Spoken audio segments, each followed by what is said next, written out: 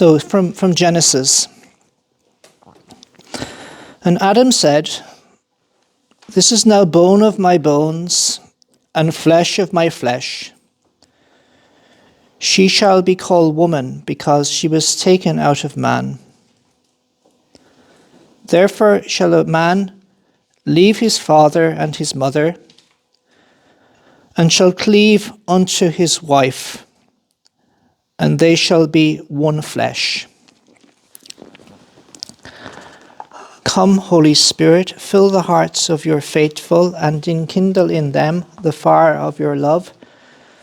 Send forth your Spirit, and they shall be recreated, and thou shalt renew the face of the earth. Let us pray. O God, who by the light of the Holy Spirit does instruct the hearts of the faithful, grant that we may be truly wise and ever rejoice in the consolation of his favour, through the same Christ our Lord. Amen.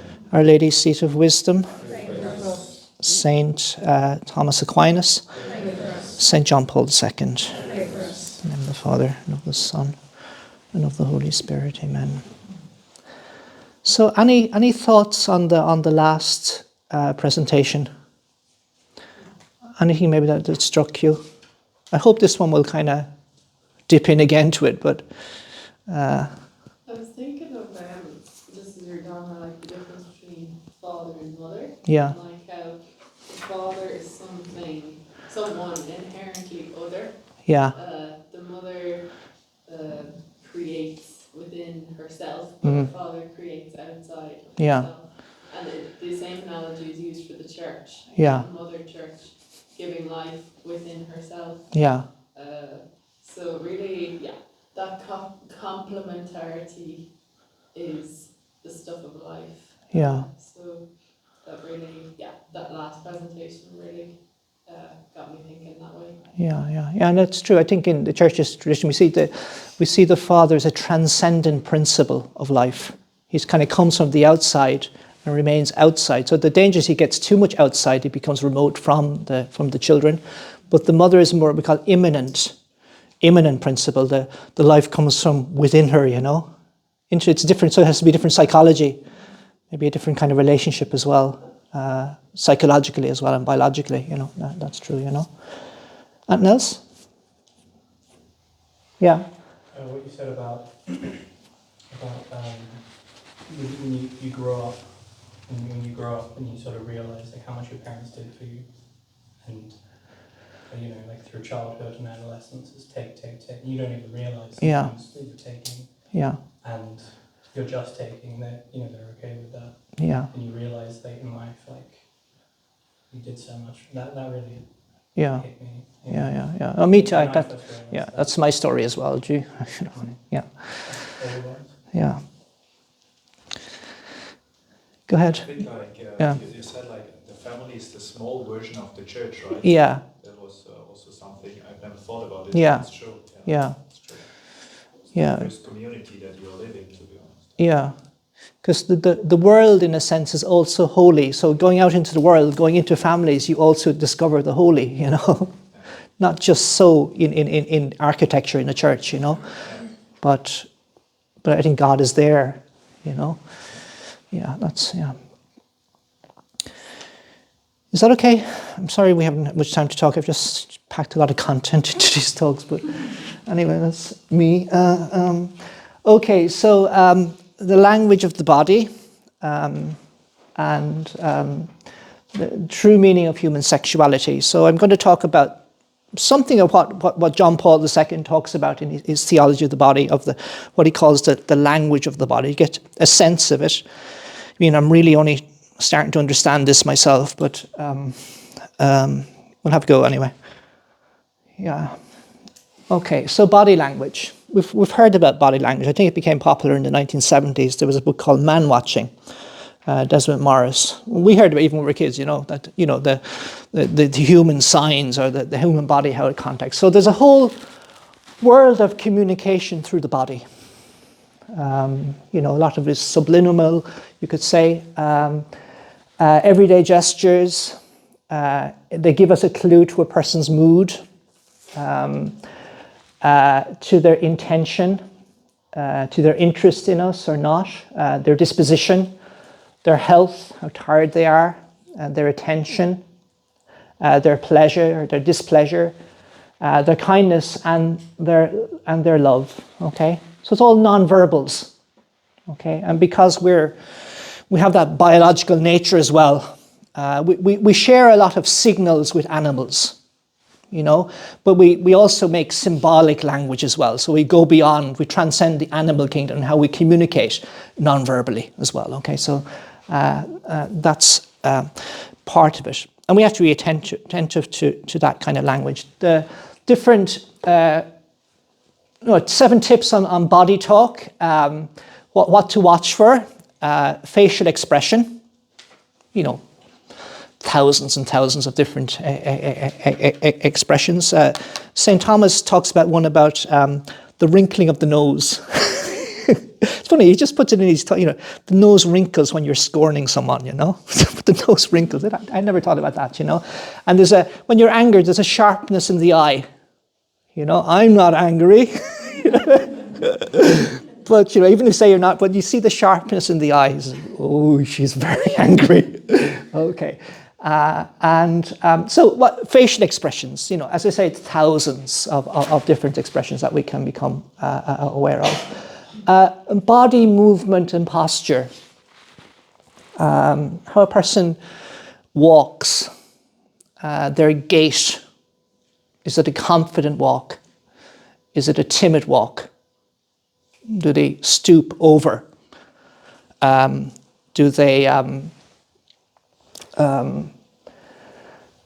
they communicate something by their posture? That thing. Gestures that they make, perhaps hand signals. Dress is a gesture in a sense. People dress at times to be anti-conformist. They dress to get a singular attention. Top talent at times, they dress in a particular way and they become fashion setters, okay? Just by dress alone in that sense, And Shakespeare has a line, I don't think it translates too well into our English, but it's "Paré proclaimeth the man." So the dress proclaims the man.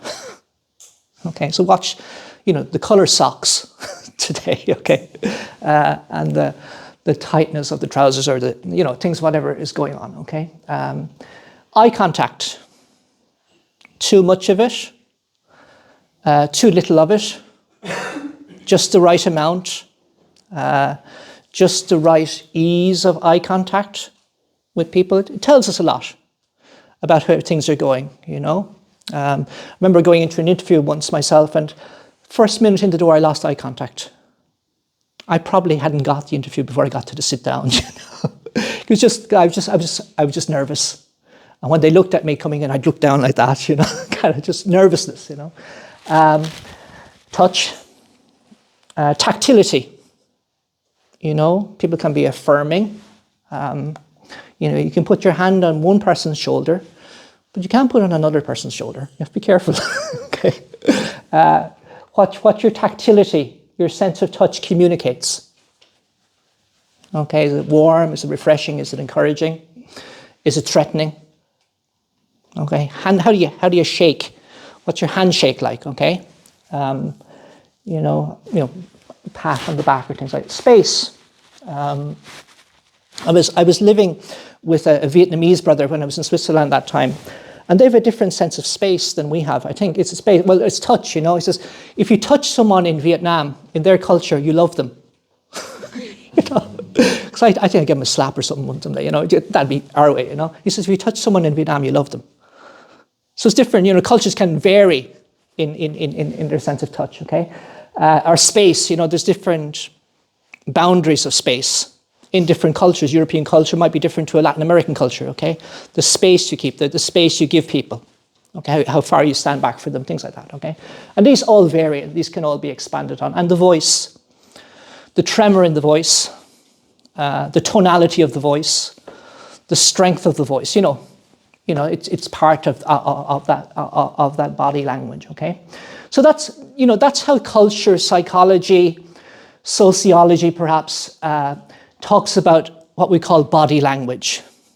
Okay, there is non-verbal communication. There are non-verbals that you have to keep watching for.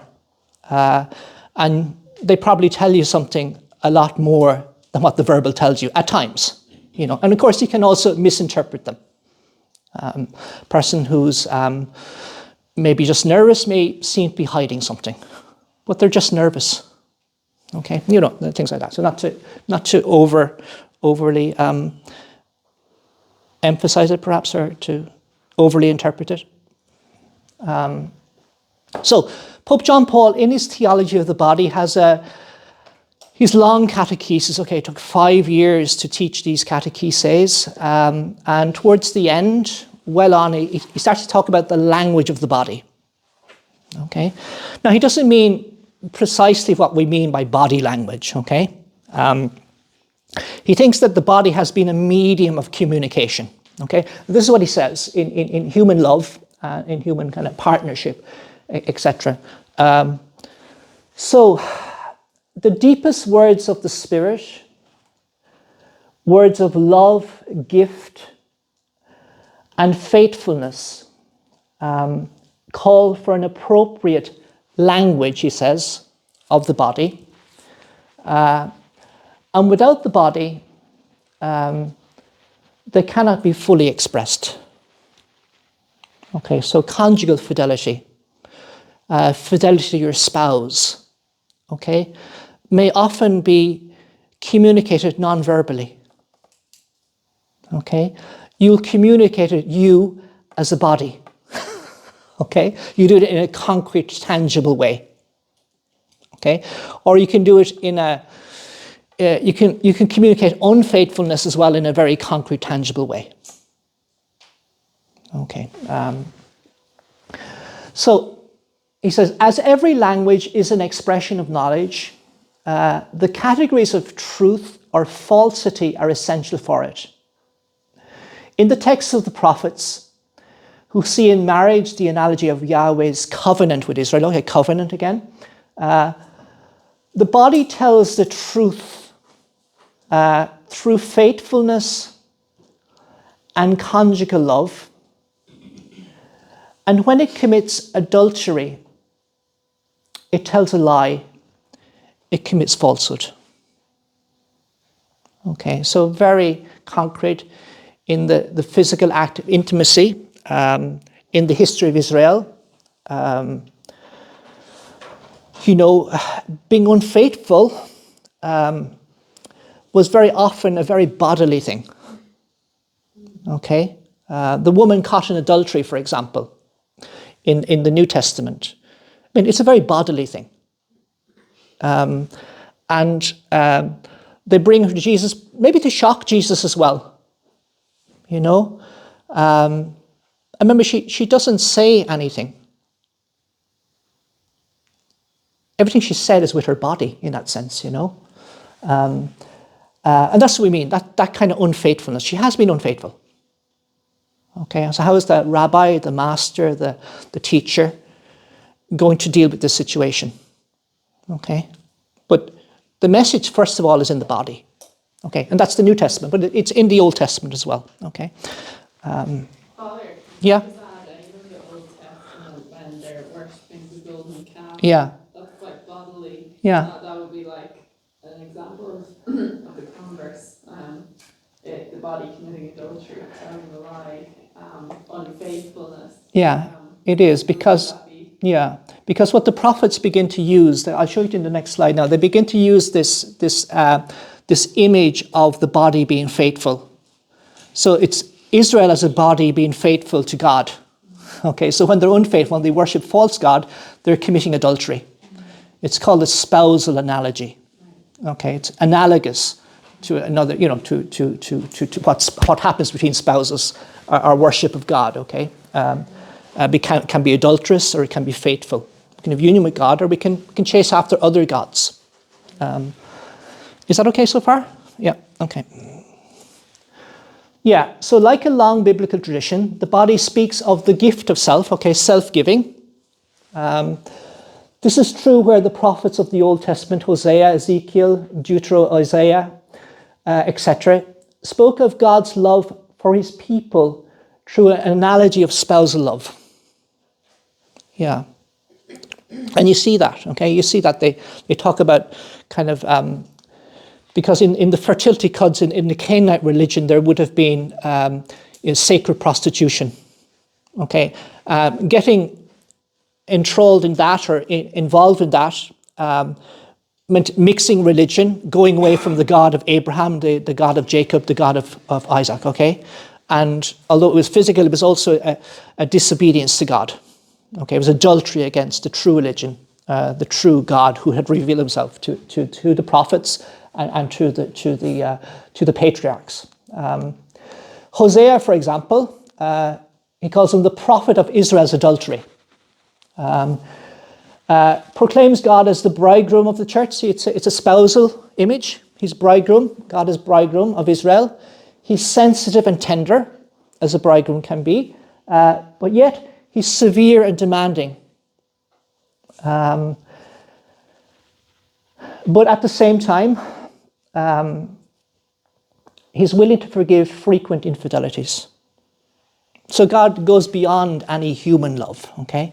Any human infidelity in a sense, okay? But he's like a bridegroom. He's tender, courteous, kind, but he's also, he demands love. He calls for love. He calls for fidelity.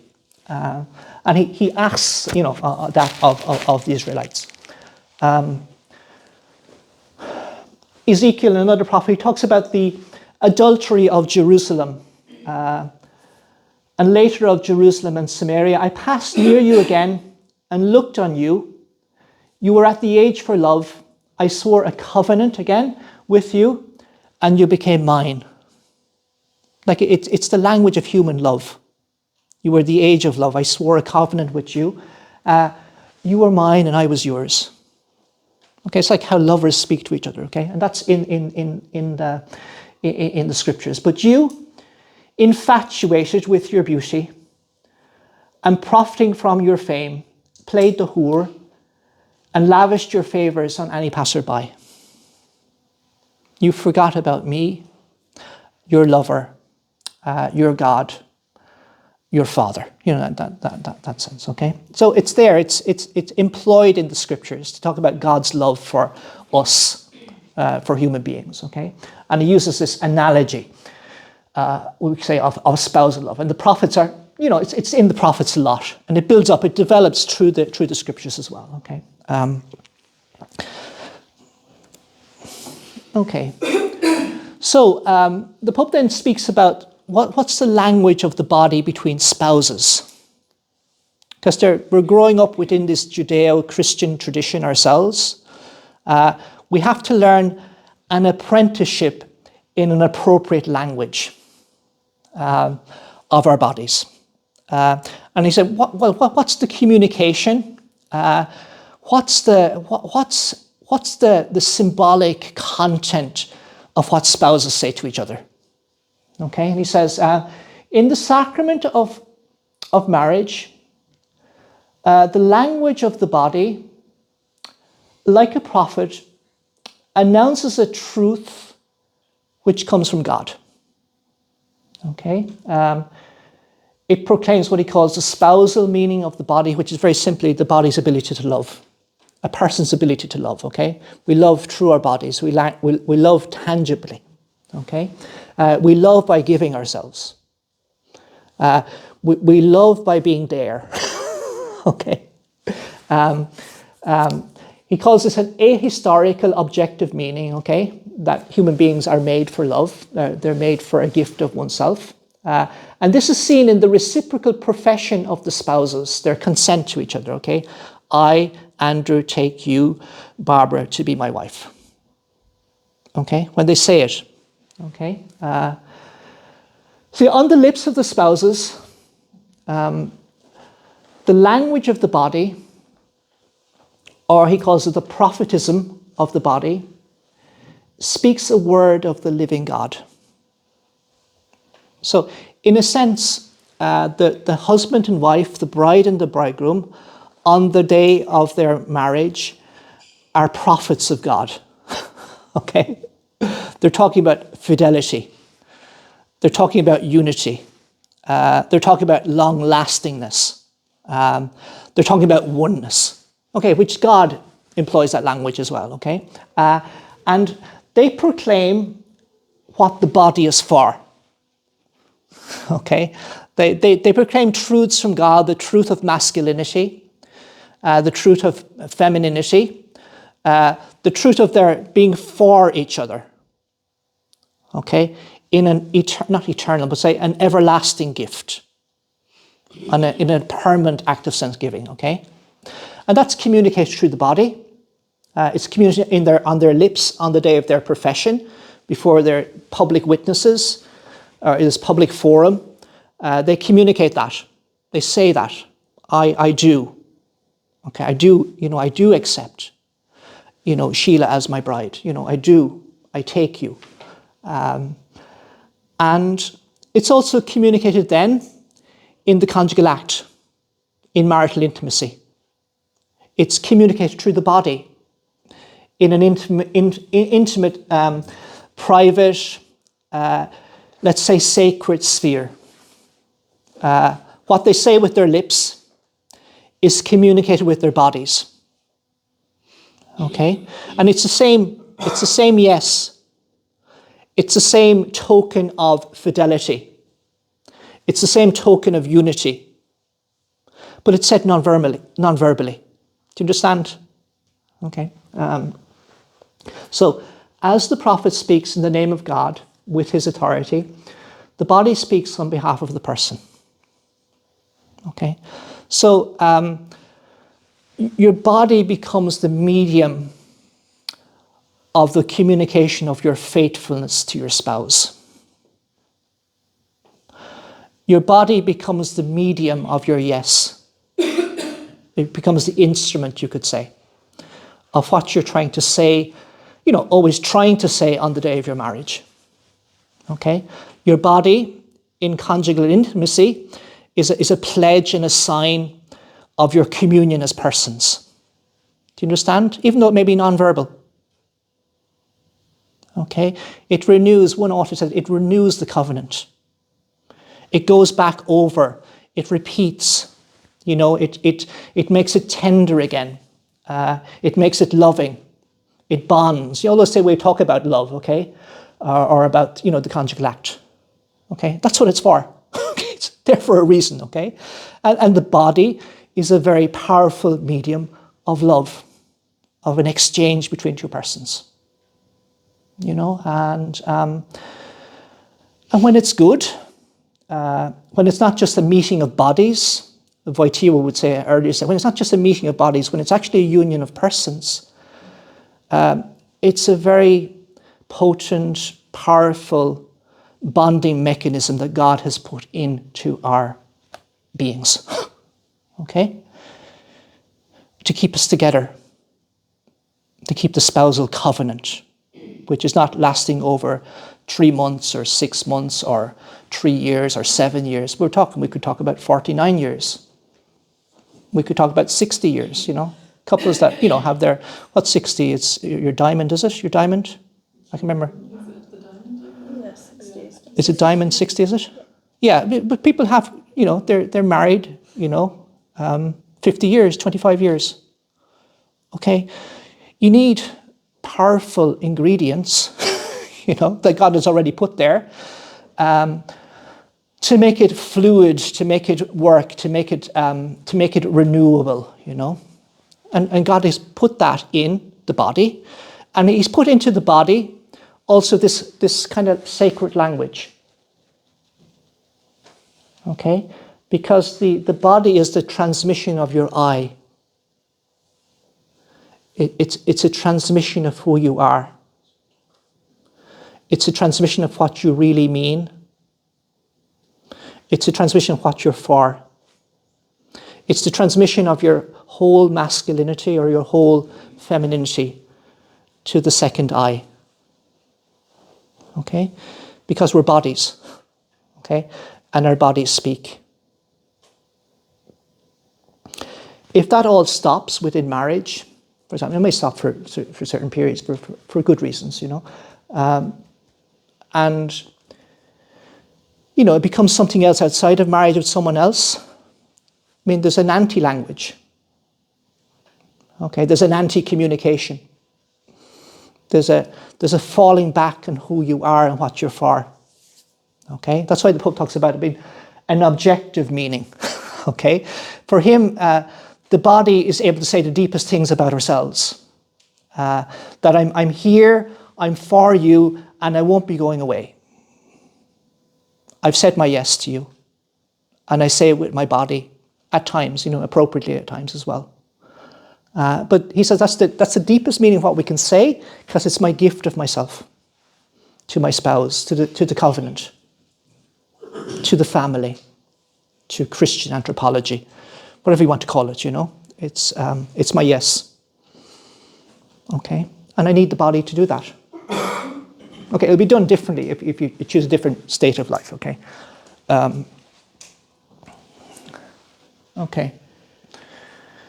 Okay, so going back to Genesis, going back to the time when man was younger than sin, okay, remember? Before he broke the covenant, before he broke up with God in that sense by committing, a grave sin, a mortal sin at that time. Man's original unity was much more unified, much more together. There wasn't such a separation between what my body says and what I say. Do you understand? I wasn't fighting my body. I wasn't fighting my sexuality. My body spoke the truth. Okay? My body was a great communicator. How does he put it? Okay? The revelation of the body does not contain an inner break or an antithesis between what is spiritual and what is sensible, okay, the bodily things. It is able to enjoy the pure value of man created as male and female, able to enjoy a complementary vision of the person and of the body. Okay, so man and woman before sin and in original nakedness at that time were comfortable in each other's presence. They were intimately at ease. Okay, it wasn't the conjugal act before sin. Okay, there wasn't a conjugal act before sin, but they looked at each other in their masculinity and femininity. They enjoyed the gift they were being given. They were elated. They were lifted up. They rejoiced, and they could enjoy the other person, the other I, without appropriating him or her inappropriately, without making that person a self-gratifying instrument. Do you understand? Without turning that person into an object. They're able to stand back, they're able to gaze, and in God they were able to see each other. Not only in just a sensible way, a physical way, but they're able to see each other more of each other. It's more transparent. It's what intimacy is. It's seeing into the person. It's the transmission of their I, of who they are. And, if you discover that with your spouse, which, hope one would, you won't want to go away from that. If that's in your marriage, you won't go away from that. Because God has put it there, It's hard work, but and it's a gift. Yeah, as the Pope says, they see and know each other, in fact, with all the peace of the interior gaze, which creates a deep intimacy of persons, a deep knowledge of the second eye, seen and known in the nakedness of one's true self. Okay, that's interesting, because the nakedness is not only physical, okay? The nakedness is of the spirit as well. That I'm vulnerable, I'm visible, I can be seen, I don't have to hide from the other eye. You know, we're not that comfortable today. You know, I'm not saying we should be, but you know, but in the original meeting between the encounter between the man and the woman, they were. Okay, it's the seeing, being unafraid, being unafraid of being violated or anything like that. You know, there's nothing like that there. Okay, and seeing the farness, you know, the being for each other. Okay, the gift that they are to each other, and just having a great time. You know, you know, if you want to put it that way. You know, just having an intimate moment. That, as I say, we've been looking for ever since. We try to find false intimacies in contemporary culture. You know, you social media, you try to find false intimacies. And people are often scammed that way because they're looking for intimacy. And they fall into the nice, charming words and then send the money, you know. Do you know? And usually, I think, listen to the radio one day, it's women upper 30s, 40s, you know, often scammed that way. You know why? They're just lonely. One person, who, no matter who it is, might be a stranger, shows an interest and they get drawn into it. And it's a scam. Okay, so that's the anti-language, that's the anti-thing, okay? But the opposite is the way God made it. Okay, a true communion of persons, okay, which is the image of God, as we saw earlier on, okay? So not hidden from one another, nor from God. Okay. So the person opposite me is not a user. Okay. That's the whole thing. The person opposite me, looking at me, is not a user. I'm not a disposable product. Okay. Yeah, so in the text of Genesis, the Pope finds a true non-presence of shame, okay? They're not shame, and it's not shame, there's no shame, but there's neither is there shamelessness. Shamelessness can be a sense of a loss of appropriate shame. You know, people can get non-sensitive to shame.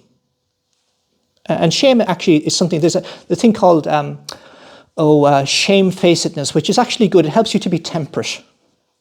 It's a passion. It helps you to be afraid of things that would completely humiliate you. Put it that way, okay? It's kind of if kind of a natural shame, you could say, that's there, okay? But an experience which corresponds to a fullness of consciousness of the meaning of the body, okay, what the body is for, what the body speaks, what the body's truth-giving character is. It corresponds to how man and woman see each other, or perhaps put better, communicate with each other at the dawn of creation. Does that make sense? Yeah, okay. So this vision is beyond the physical eyes of the body. It's an interior perception of the second eye, the body person, who reciprocates the seeing. So it's not just a unilateral way of seeing, you know. You can have what in our culture we kind of unrequited love. They chase, from some I've seen this, you know, they can have an unrequited love for one person for years and won't let go of it. But the person's not looking at them at all. Okay, it's just one-sided. It's looking one way, okay? And the Pope earlier on would say that's a kind of a selfishness.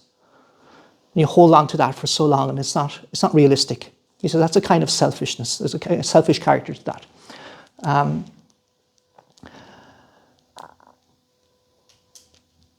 Who reciprocates the seeing and communicates in the same way. The Pope speaks of this as a particular fullness of interpersonal communication.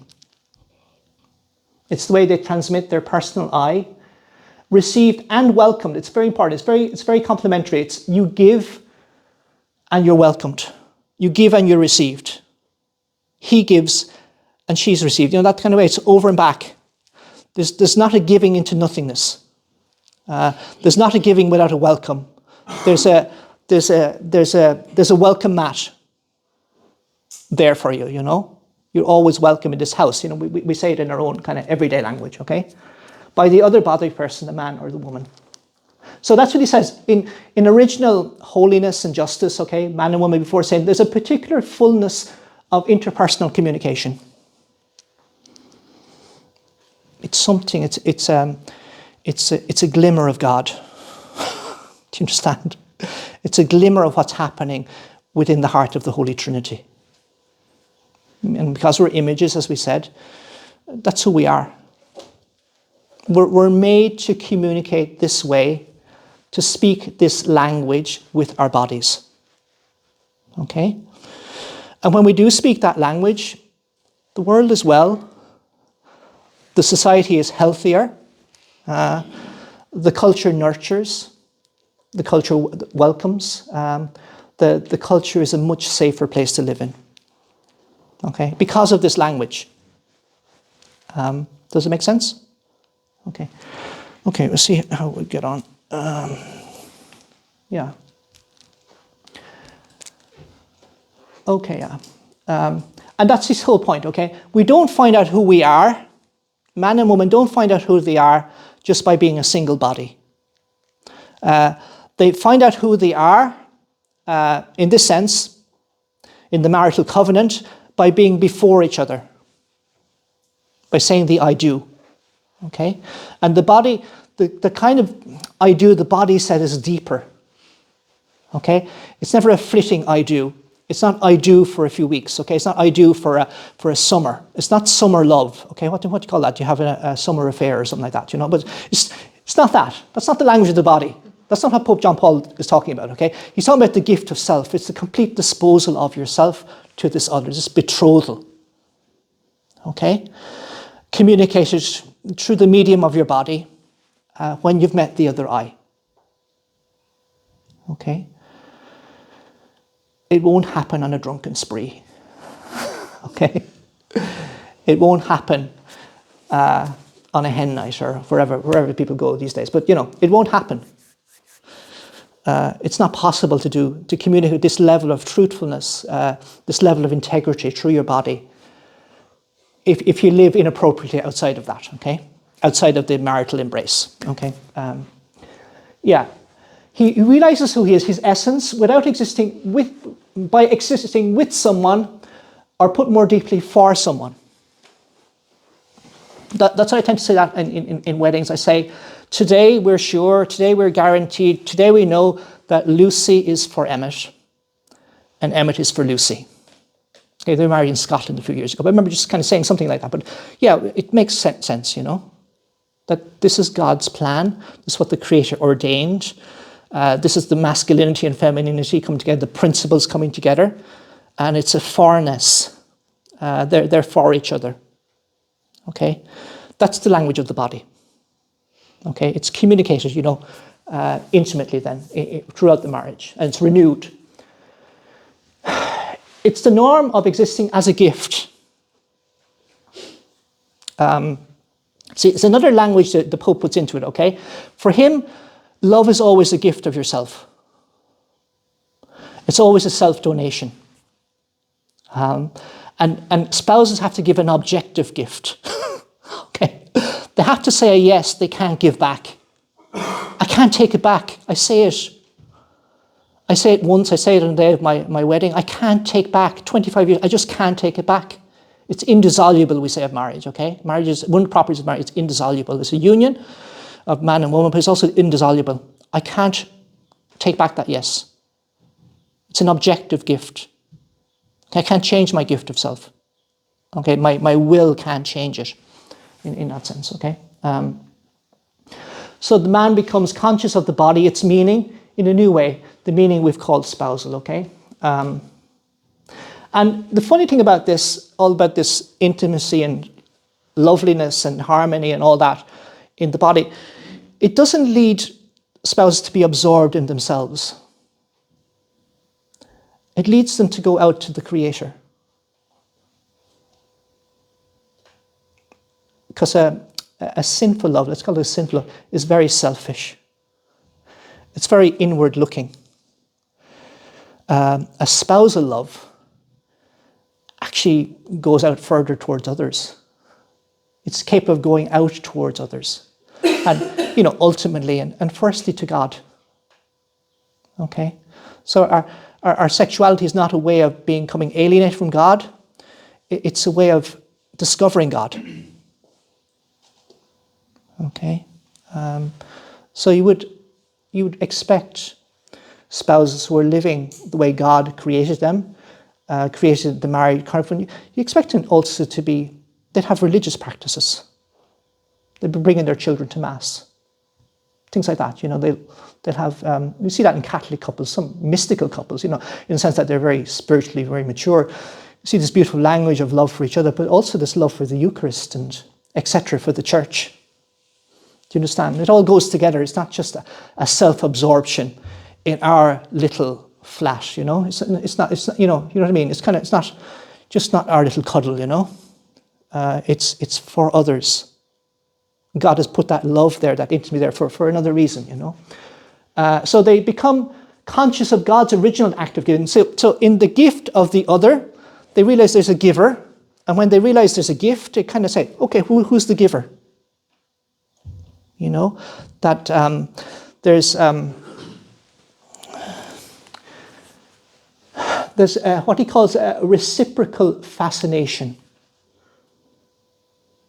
In this delight, this elation, this joy that the lovers find in each other, they see a transcendent principle of this.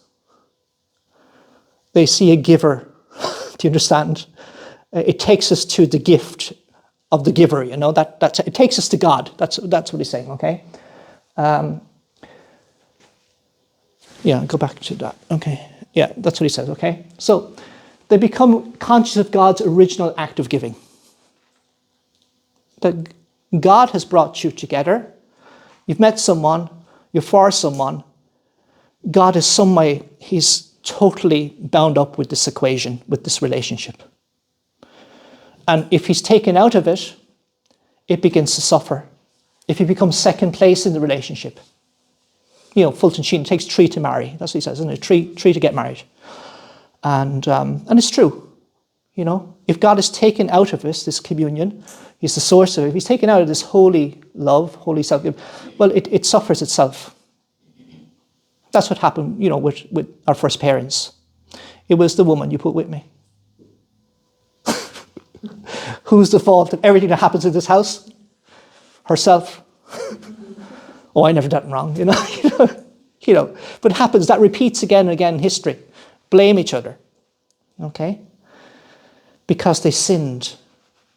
They did wrong. They knew they did wrong. You could blame someone, Put the blame on someone else, okay? Okay.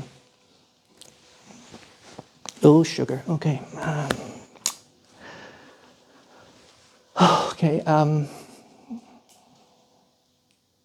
So a lingering in love. In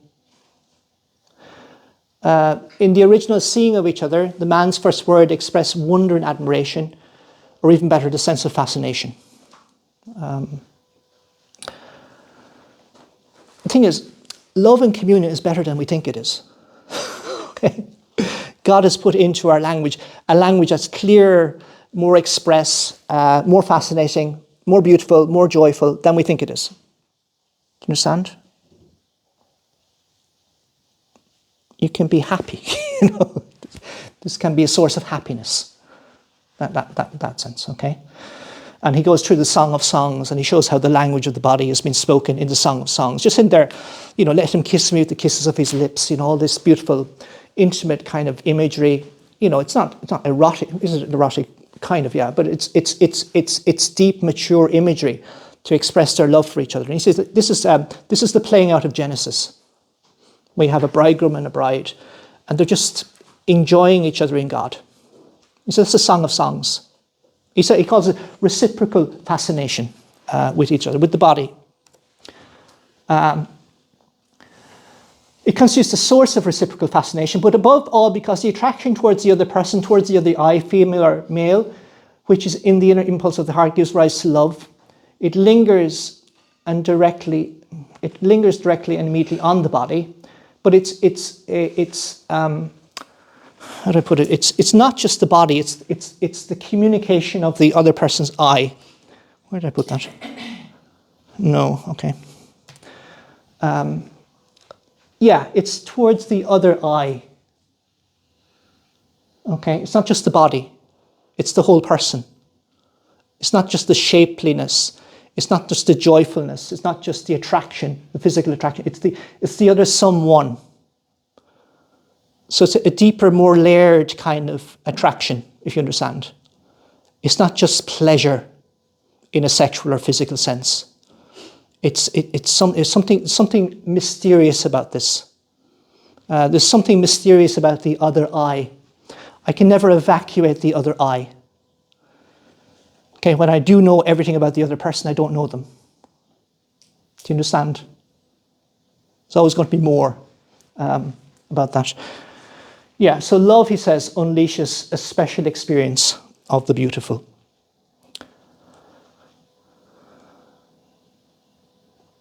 Oh, I won't get through all this. Maybe I'll finish with this one. I won't get through all this talk, okay?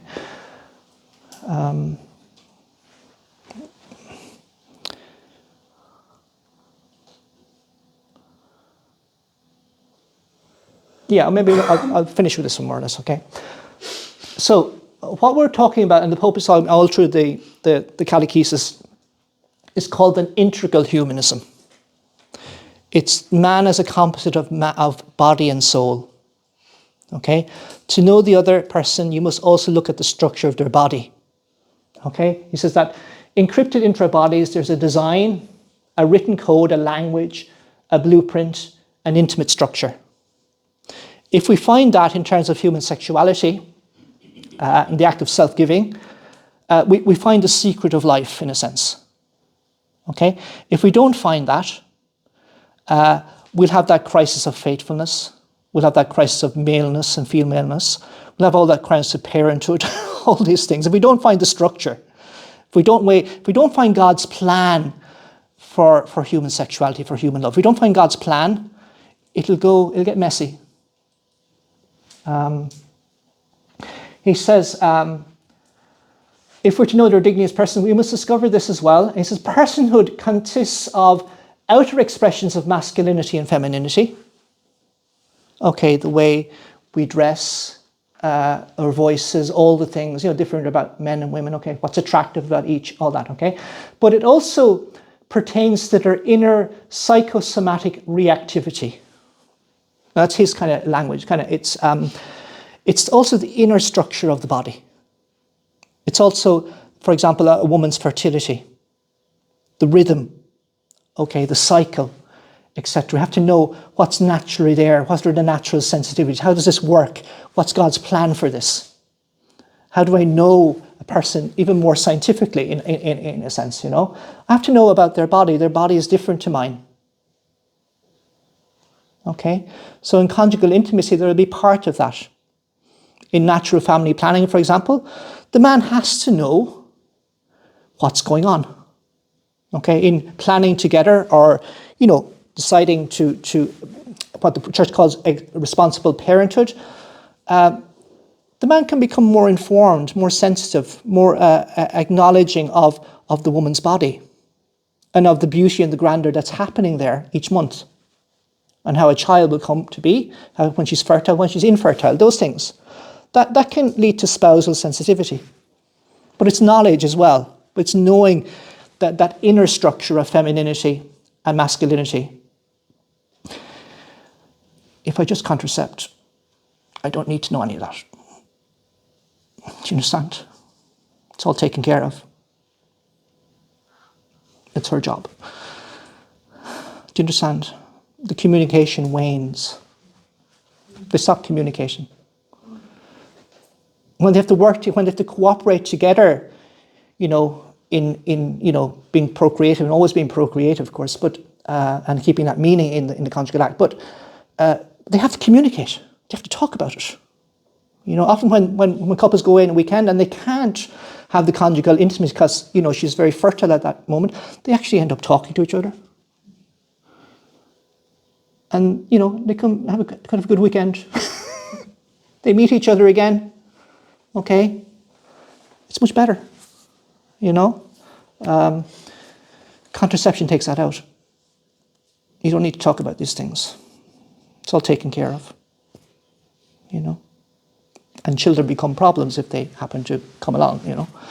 So you get a whole different anthropology, a whole kind of twist in the story, okay, of human beings, okay, which we don't want. Okay, I'm just going to have to leave it. I knew there was too much in it.